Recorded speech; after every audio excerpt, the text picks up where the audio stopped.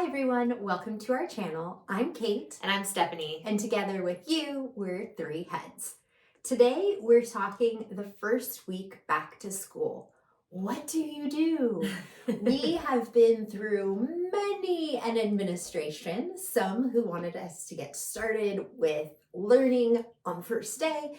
We've also gone through an administration who said the entire first week is like icebreaker getting to know yous. So we have had many different opportunities to build and refine how we approach our back to school, whether it's the first week or two. That probably doesn't matter as much as what we did.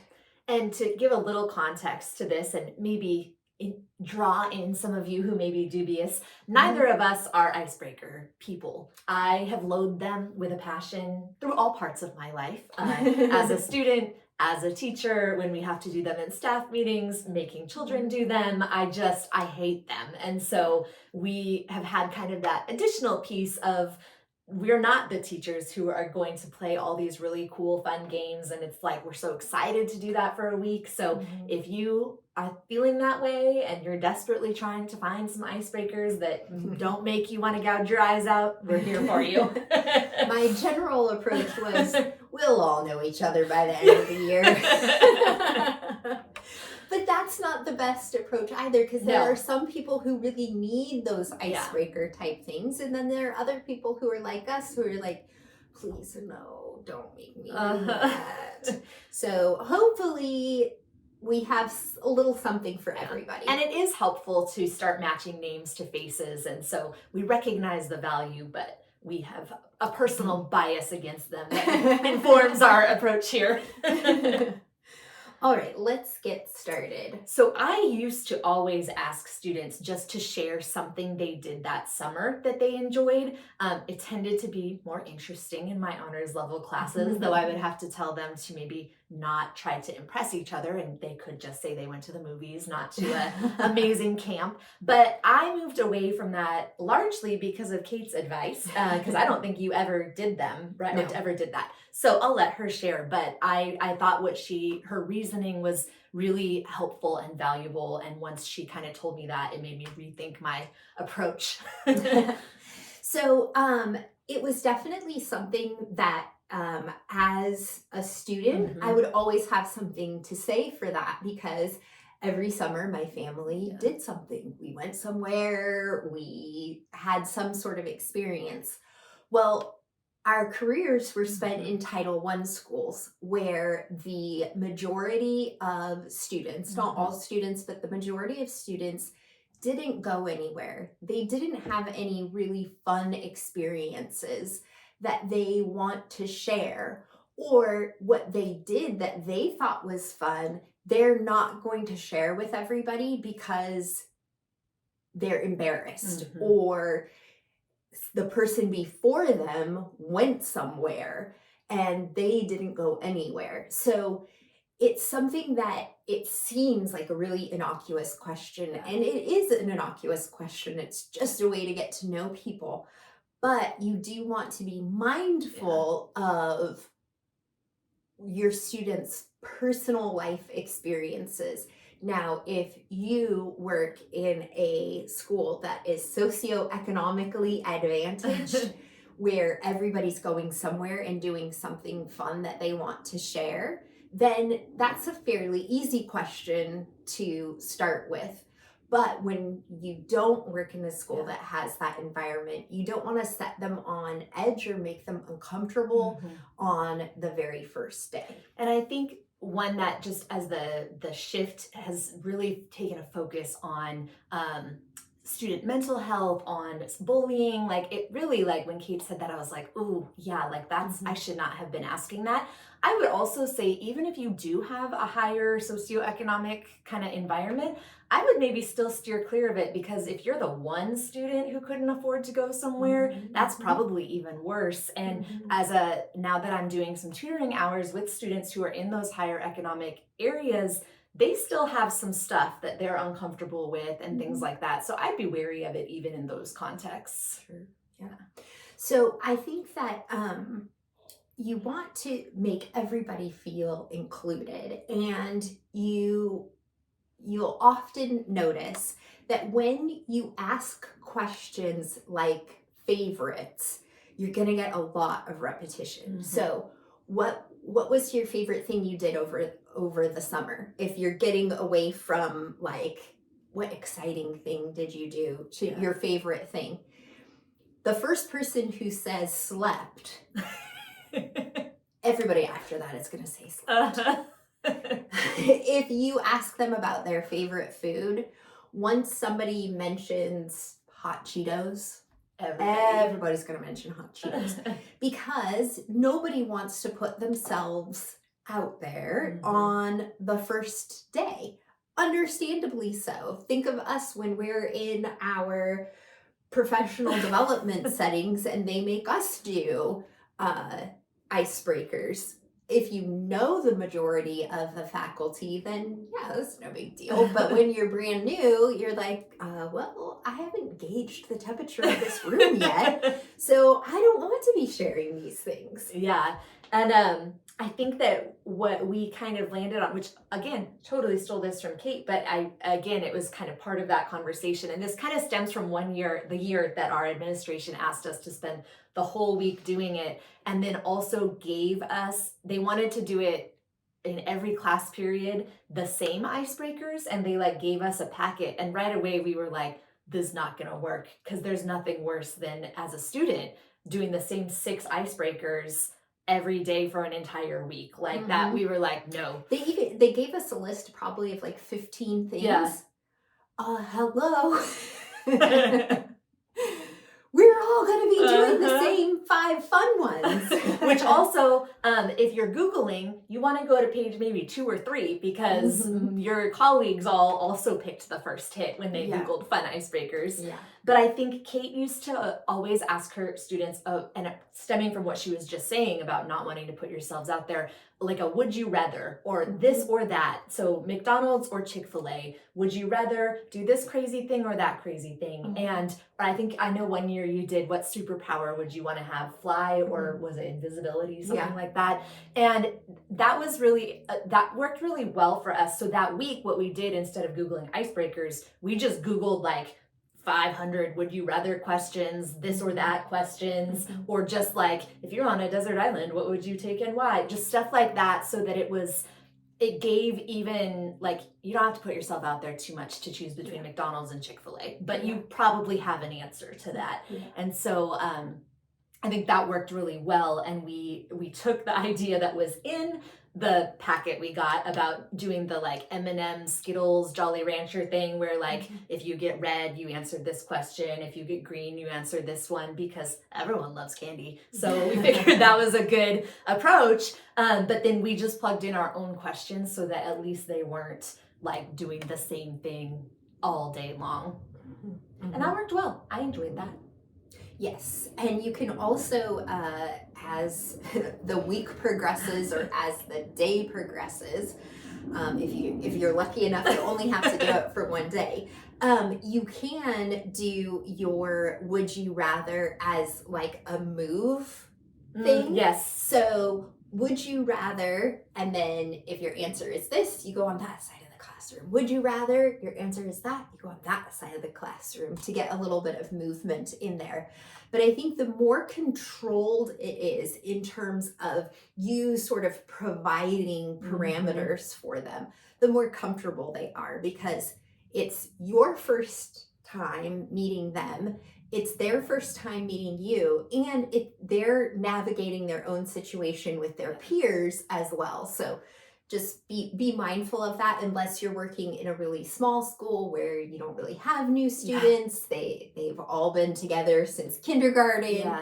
That, maybe changes things a little bit. And I know even at the school we were at, it was, again, and some of this is maturity level and things, but like the AP class we used to do, they all have moved together year to year. So by the time their senior year, they did all know each other in a way that maybe our regular sophomores did not. And so you can even class to class vary, something like that. Yeah, I remember my first year at school we had a seminar, which is like homeroom.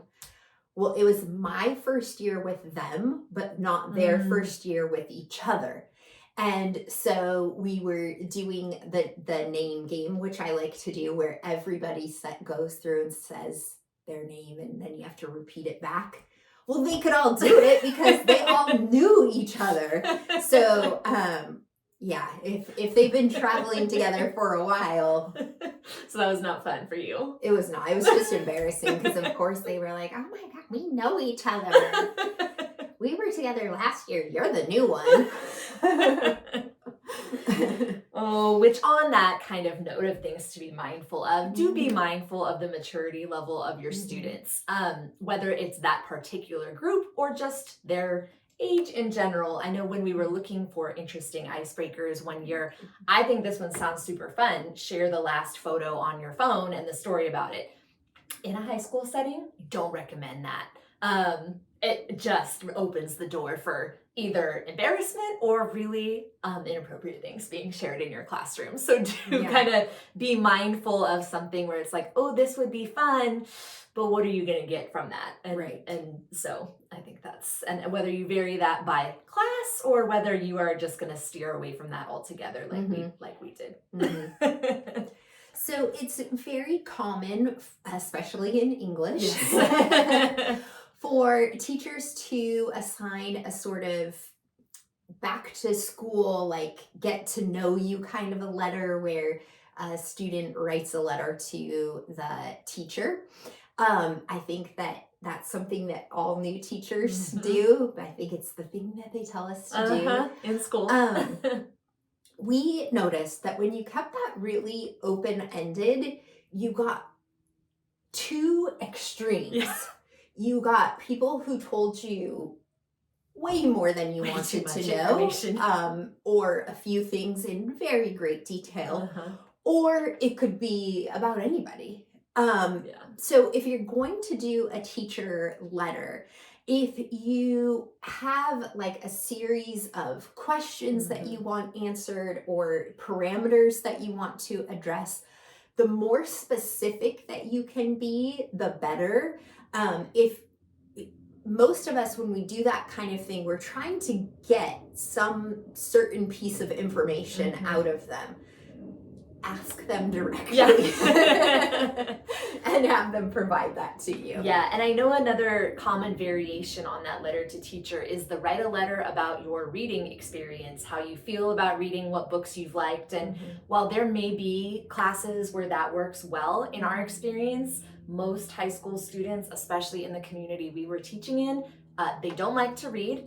If they have a favorite book, it's from second grade. And either that makes for a really boring, disheartening stack of letters, or it kind of creates this weird, like, ugh, I hate reading, and now on the first day I had to write about reading, and you're really probably not going to find it all that helpful if they all tell you that Holes was their favorite book, and you were hoping to use it to give them recommendations or something like that. And so I've just never, I don't think I've even done that. I think we used to throw it in as a question in a letter assignment, and the results are very, I don't read, I don't like to read, I'm not interested in reading, and so it just was not something we found to be a particularly helpful endeavor. You become the receptacle for their opinion on reading. Now, all that being said, we did do an About Me paragraph, but we used to use that for a long time as an opportunity to teach MLA formatting. It was kind of a nice way to kind of combine that, like, jumping into learning but still getting to know each other. And so we would have them format a document in MLA formatting. We'd give them a list of questions to answer in their paragraph, and then it was a way to give them a grade for their formatting, teach them a skill we'd use in the year, but then also write a comment or two of like, oh, I like that too, or nice to meet you, or something like that. Yeah. Another thing that we did that it was actually really fun.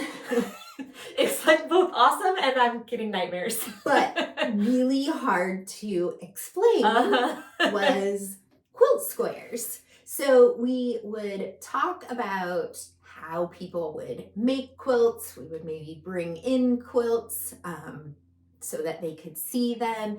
And the students would make fabrics. And the students who got it did a fantastic job. Yeah. But it was complicated to explain, and then we would show examples, but it just wasn't connecting for students. So unless you're trying to figure out like where are your students at in terms of their ability to like problem solve and follow think critically and follow directions, probably steer away from something like that, because this was very like a kinesthetic activity.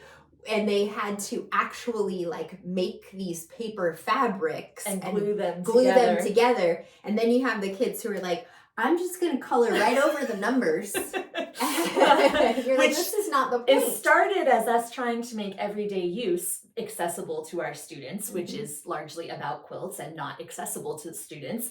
But it took me so long to create the template for this thing that it was like, well, we're going to use this as an intro activity for at least 6 years or something like that. And it made a great bulletin board decoration and all of those things. And they looked really cool. They looked great. It just, so many students were confused. There were little scraps of paper all over the floor from getting dropped. And it did kind of become more trouble than it was worth. I feel like I got those hours back. So we're good.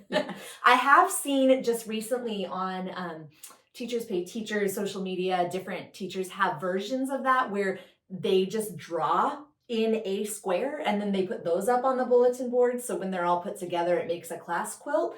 I think that's a much simpler way of doing that and can be a helpful way. So there are ways to kind of do that are it's nice because I think we mentioned in a previous podcast or video, we're not big bulletin board changers. So I used to always just put those on and take them off in like February. So what we ultimately landed on, and we've seen lots of other people do it, we're not claiming ownership of this, was a sort of like 1 page about me with some real short prompts that are addressing several different things. So it's sort of like what we were talking about with that getting to know you letter. If there's something in particular you want to know about them, like ask them about it. This allowed us to do that. And it was just on a single page. It is easiest to do handwritten. Yes. You can do it digitally because we did. We had to because we all know why. But you can learn a little bit about your students academically. You can learn a little bit about your students personally. You can learn a little bit about their family or their home life. And so that's a nice activity to do that doesn't really put them at high risk. It is also something that I always said, this will never be posted in the classroom.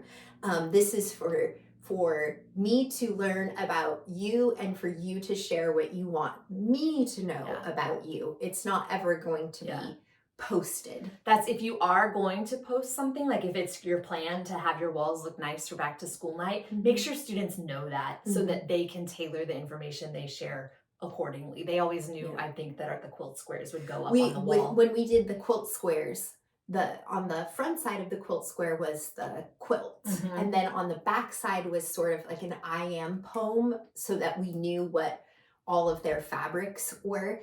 And I said, the I am poem is on the back side. And I'm not putting the back side up. I'm putting the front side. So that will never be shared with anybody, because I think for a lot of students that influences what they're going to put on there. Absolutely.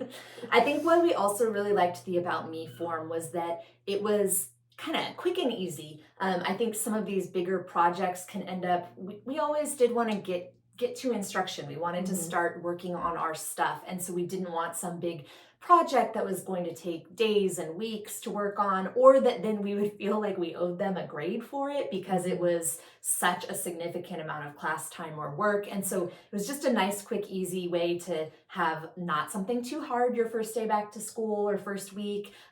We could get a little bit of information from them, but it was something that, we could go through in, an hour or something. It wasn't like let me drag these projects home in my crate. Exactly. So hopefully we've given you something to think about, something to consider for your first week back to school. As always, answers may vary. And so if you disagree with us, if you have your own ideas, please let us know in the comments down below. Thanks so much. We'll talk to you soon. Bye. Bye.